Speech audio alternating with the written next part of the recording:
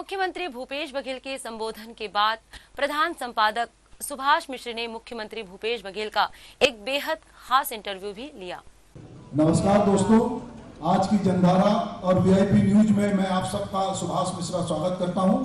हमारे साथ छत्तीसगढ़ के मुख्यमंत्री भूपेश बघेल हैं, जिन्होंने लगातार न केवल अपनी जीत का परचम गाड़ा बल्कि जितने उपचुनाव हुए वो सारे उपचुनाव में विजयी उनकी टीम रही। तो मैं सबसे पहले उनसे ये सवाल पूछना चाहता हूं कि आपके छत्तीसगढ़ मॉडल की चर्चा आज पूरे देश में हो रही है। उत्तर प्रदेश जैसा राज्य अब आपकी योजनाओं को लागू कर रहे हैं। तमिलनाडु के किसान यहाँ आकर आपका सम्मान कर रहे हैं। महाराष्ट्र में आपको बुलाकर सम्मान किया जा रहा है। सुशासन का आपका यह मॉडल कहाँ से आया? सबसे पहली बात तो बाहर से नहीं आया, छत्तीसगढ़ से आया है। और छत्तीसगढ़ ये जो भिलाई स्टील प्लांट है, कर्मवीरों का कार्य क्षेत्र है और मेहनत कशों का सम्मान हमेशा छत्तीसगढ़ में होता रहा है और मेहनत जो कर रहे हैं उसका सम्मान करने का फैसला हमने किया। और हमारी हर योजना में, हर कार्यक्रम में ये होता है कि कैसे हम, चाहे वो किसान हो, मजदूर हो, चाहे वो पशुपालक हो, उसके आय में वृद्धि कैसे हो। जी, छत्तीसगढ़ के मॉडल की जो चर्चा है उसमें भी आपने एक बात कही कि छत्तीसगढ़ की अस्मिता, जब आप मुख्यमंत्री बने तो छत्तीसगढ़िया जो आदमी है उसके मन में आया कि ये मेरा राज्य है, क्योंकि आपने बहुत सारे जो 30 त्योहार थे जो हाशिए पे थे वो आपने उनको मुख्य धारा में लाकर, जैसे छुट्टी डिक्लेयर की, आपने आदिवासी महोत्सव आयोजित किया, आपने मुख्यमंत्री निवास को स्त्रियों का जो तीजा रखती उनका मायका बनाया। तो ये सब कहीं ना कहीं आप एक नया मॉडल जो अभी जो क्षेत्रीय राजनीति है उसमें आप हैं तो केंद्रीय राजनीति में, पर आपका मॉडल जो है वो छत्तीसगढ़ मॉडल जो है वो एक क्षेत्रीय राजनीति के मॉडल को ज्यादा लोग बात करते हैं। इसे दूसरे शब्दों में कह सकते हैं क्षेत्रीय राष्ट्रीयता है। जी, छत्तीसगढ़ के अस्मिता को लेकर हम अपनी राष्ट्रीयता की बात करें, हम अपनी संस्कृति को सहेज के रखना चाहते हैं। नहीं तो छत्तीसगढ़ में क्या, या तो खदान के नाम से जाना जाता था या नक्सलियों के नाम से जाना जाता था। हमारी अपनी संस्कृति के नाम से जाना जाता था क्या? आज उसकी चर्चा हो रही और नक्सल और खदान के नाम से चर्चा नहीं, बल्कि दूसरे और जो कार्य हैं उनके कारण छत्तीसगढ़ राज्य की चर्चा हो रही है और देश में हो रही और दुनिया में चर्चा हो रही है। देश के की जो विकास, जो पूरे देश में आज एक अजीब तरह का सांप्रदायिक माहौल बनाया जा रहा है।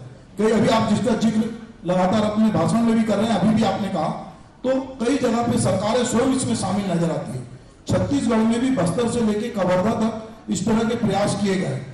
एक आपकी छवि एक सख्त प्रशासक की है। क्या छत्तीसगढ़ के लोगों को भरोसा होना चाहिए कि हमारा छत्तीसगढ़ शांति का टापू हमेशा की तरह बना रहेगा? बिल्कुल बना रहेगा। ये धरती में भगवान बुद्ध के सिरपुर में आप देखेंगे 2000 साल पुराना हमारा वहाँ परिसर है।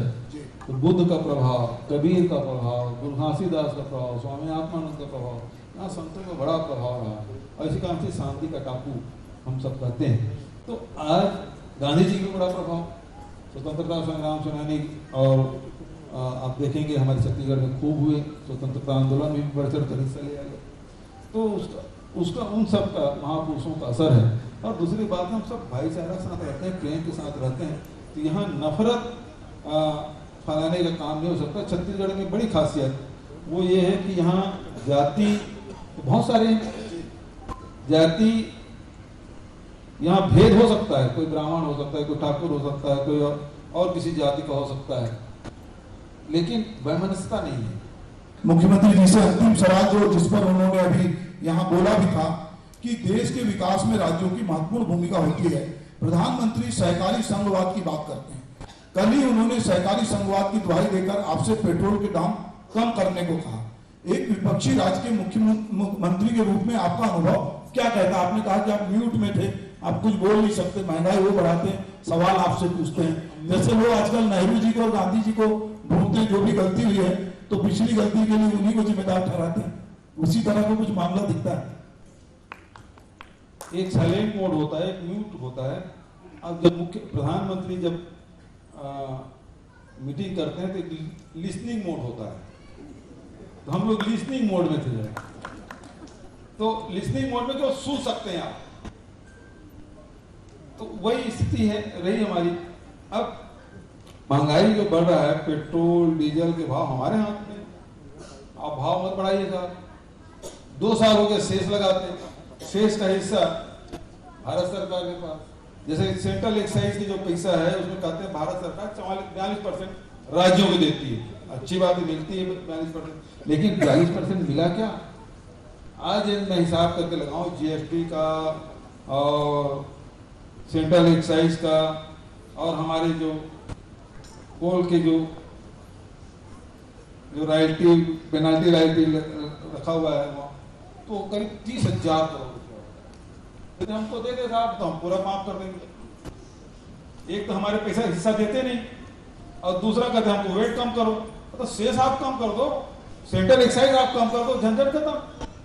तो दोस्तों, ये हमारे साथ थे छत्तीसगढ़ के मुख्यमंत्री भूपेश बघेल। उन्होंने, जैसा कि उनका स्वभाव, उन्होंने बहुत खरी खरी बातें बताई, जैसा कि वो सोचते हैं कि किस तरह से केंद्र राज्य के बीच संबंध होना चाहिए। अब हम इस कार्यक्रम में यहाँ विराम लेते हैं।